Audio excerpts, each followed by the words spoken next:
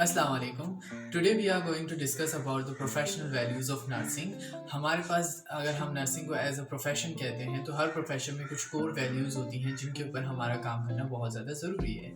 So before starting my video, welcome to my YouTube channel new plus nursing and this is me Mohammad Ehsan. तो आज हम बात करते हैं प्रोफेशनल वैल्यूज़ के बारे में। प्रोफेशनल वैल्यूज़ हमारे पास 5 हैं नर्सिंग के अंदर, जो कोर हमारे पास हैं जिन पे हमें काम करना है। Number 1 is altruism. Altruism stands for that we have to work for the benefit of the welfare of human beings or community. हमें लोगों की भलाई के लिए काम करना है। हम सब एज अ नर्सेज, आपको पता है कि we always work for the benefit of community, benefit of the patients, ठीक है। इन चीज़ों पे अगर काम करते हैं तो ये हमारी प्रोफेशनल वैल्यू है। Then we have autonomy. Autonomy में ये कहा जाता है कि हर शख्स हमारे पास आज़ाद है, हर शख्स अपने फैसले खुद ले सकता है, ठीक है। तो as a nurses we have to maintain that. अगर किसी पेशेंट को कोई ट्रीटमेंट नहीं चाहिए या वो रिफ्यूज़ कर रहा है तो फर्स्ट थिंग ये कि आप उससे डिस्कस करें, उससे काउंसिल करें। लेकिन अगर वो फिर भी रिफ्यूज़ कर रहा है तो जो उसके नेक्स्ट कीन है, यानी कि उसका बेटा है, भाई है, कोई भी है, आप उससे कंसर्न करें। अगर माँ बाप हैं तो उनसे बात करें और उसे मनवाने की कोशिश करें। अगर वो नहीं काउंसिल होते तो still you can not proceed with the procedure. Now the third one is human dignity.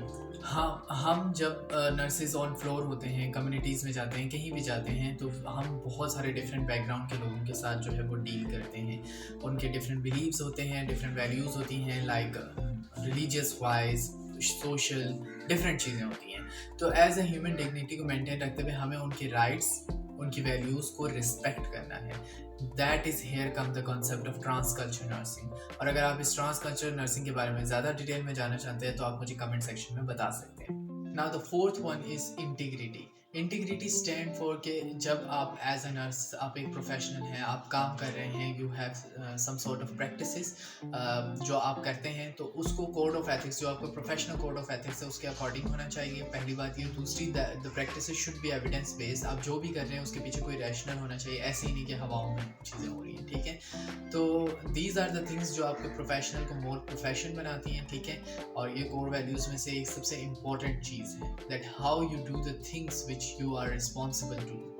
Last but not the least, we are now discussing about social justice. As a nurses, we do not work on equality. We always worked on equity. Equity का मतलब होता है कि आप resources को distribute करेंगे on the basis of their need, ठीक है। तो इक्विटी के बेस पे जब हम बात करते हैं तो हम फिर उसमें किसी भी किस्म का ना रेस, ना एथनिसिटी, ना सोशल बैकग्राउंड, कल्चर, कुछ भी नहीं देखते। हम चीज़ों को नीड बेस असेसमेंट पे डिस्ट्रीब्यूट करते हैं और ज़रूरतमंदों तक उनकी चीज़ें पहुंचाते हैं।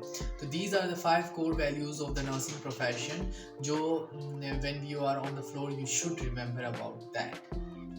एक क्विक रिव्यू कर लेते हैं ताकि हमें पता चल जाए आज हमने क्या पढ़ा। आज हमने पढ़ा 5 core professional values of nursing profession and these are altruism, human dignity, autonomy, integrity and social justice.